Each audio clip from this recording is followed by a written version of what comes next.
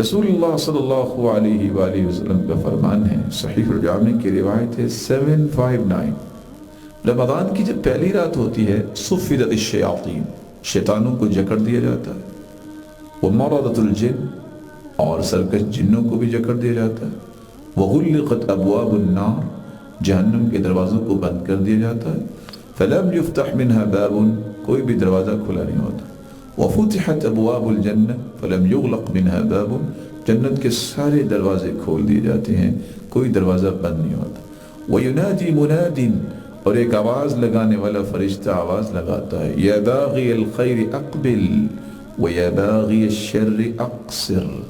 اے خیر کے طالب آگے بڑھو، اے برائی کرنے والے اب تو رک جاؤ، وَلِلَّهِ عُتَقَاءُ مِنَ النَّارِ وَذَلِكَ كُلَّ لَيْلَةٍ، اللہ ذوالجلال ہر رات لوگوں کو جہنم سے آزاد کرتے ہیں۔ عمر بن قیس رحمہ اللہ اس لیے کہا کرتے تھے، طُوبَى لِمَنْ أَصْلَحَ نَفْسَهُ قَبْلَ رمضان،